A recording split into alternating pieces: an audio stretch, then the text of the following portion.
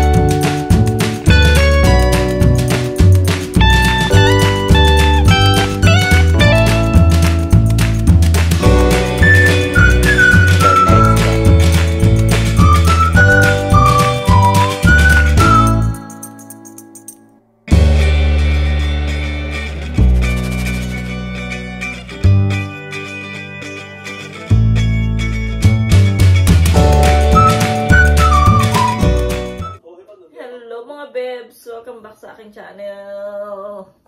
Itutuloy ko lang yung... Aray ko! Ang sakit ng dito ko. Itutuloy ko lang yung vlog natin kahapon. Kasi kahapon ay... konti lang yung na-vlog ko kahapong Sunday. So, ayan. Papasok na si Yeram. Kahit na may konting ubo pa siya, pero papasok na siya. Kasi 3 days na rin siyang absent. So, need niya nang pumasok. Tapos ngayon, nag-vlog ako kasi nga, magluluto ako ng sinigang na hipon. So, pupunta dito yung si Merlin. So, dito sila.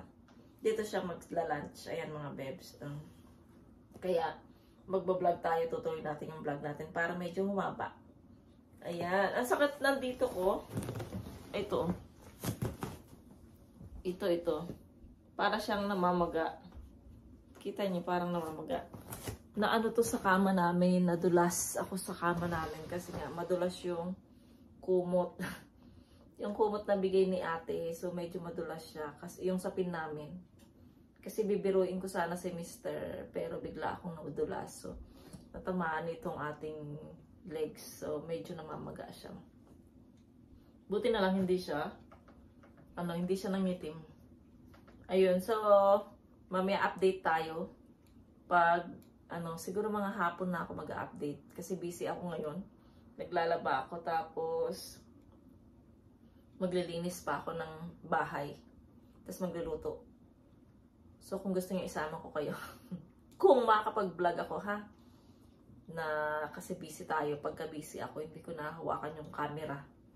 Ayun. So, mag-aalas 8 na later. Aalis na to si Yeram. Pagka alis niya, mag-almusal muna kami bago ko umpisahan yung gawaing bahay. So, ayun. Later na lang, mga bebs.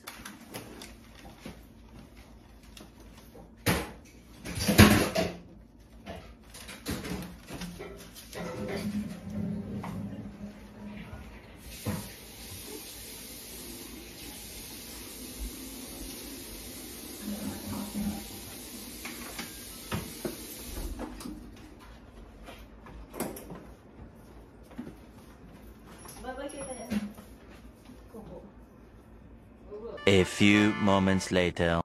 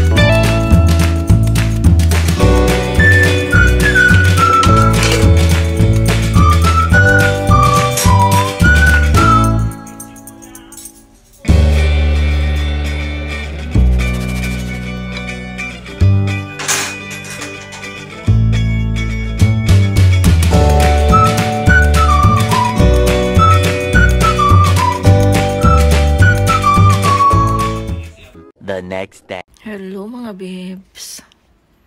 Nandito sa bag si Chacha. Nilalaro naman siya ni Coco. Kasi kagabi kasi lagi siyang tulog. Ito si Chacha. Tapos pagising niyan, siguro mga alas 8, alas 9. Pagising niya, yung isa niyang mata ay hindi niya mabukas. Ayan, yung dito. Yung isa niyang mata. Ayan. So, dadalhin ko siya sa animal hospital, clinic. So, ipapacheck up namin yung kanyang mata. Dito lang malapit sa amin. Buti na lang mayroon dito malapit. Lakarin lang siya. So, ayun. Nilagay ko na siya sa bag para hindi na ako mahirapan. Gusto niya nang lumabas. Alas 9 pa naman yung Pero malapit na mag-alas 9 na. Ito naman si Coco. Akala niya anong ginagawa ni Chacha. Nakikipaglaro siya. Ayun, gustong-gusto niya lumabas. Later, Chacha. We're going to hospital. To clinic. Ayan mga babes. 지금 눈이 상태가 눈의 한쪽 눈이 상태가 이상해서 지금 동물병원으로 이동 중입니다.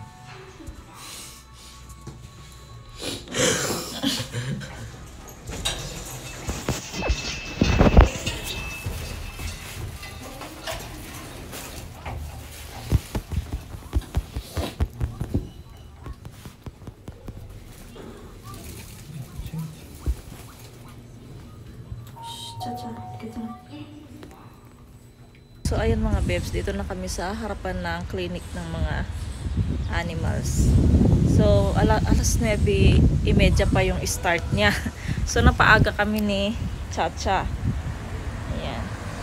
Ito yung hospital ng animals. Ayan mga babes. So, maghintay muna kami dito. Inutusan ko muna si Yechan bumili ng tinapay, almusal namin. Kasi hindi pa kami nag-almusal. Inuna ko na to si Chacha. So, ayun. Bigla na lang nagkaganon yung mata niya mga babes. Kagabi. Yung nagluluha siya. Tapos, yung mata niya. Kirat yung mata niya. So, ipakita ko sa inyo. Siya. Teka lang. Nakatingin kasi siya doon eh. So, na-amaze siya kasi nakalabas siya ng bahay. Ayan. Kita nyo? Ayun yung konting mata. Ayan mga babes. Chacha! Chacha! Ayan o. Diba? Hindi yung mata niya, hindi okay. Kaya ipapacheck up namin. Si Mr. kasi sabi ni Mr. ipacheck up namin. Kawawa naman si Chacha. Ayan, so may naglilinis pa kasi doon sa tubo. Ayan. Mga babes.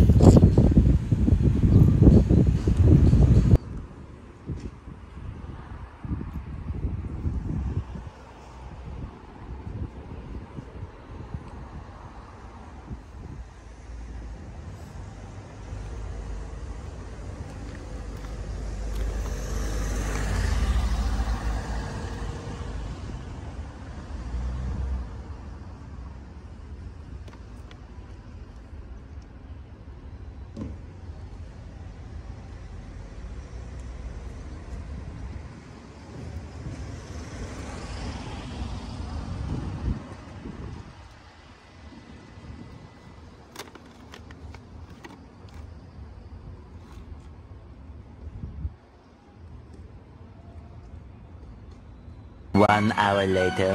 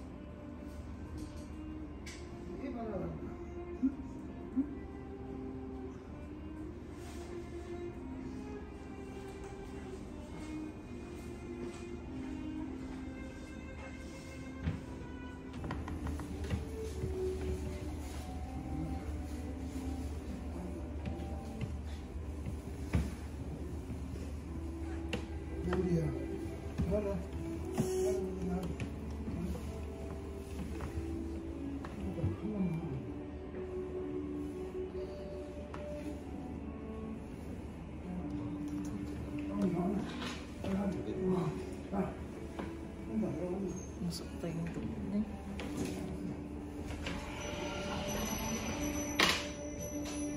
2,000 years later. Mga babes, nandito na ako sa bahay.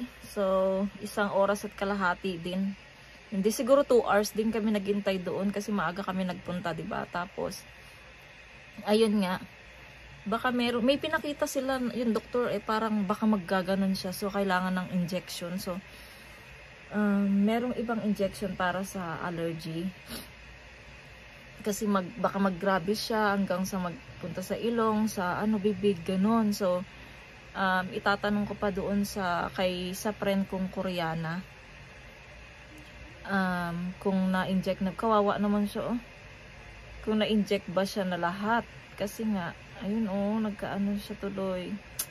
Tapos ngayon na-injectionan siya. Hindi ko alam kung anong in-inject sa kanya. Tapos binigyan kami ng gamot niya para lang sa mata yung pinapatak. Ayun.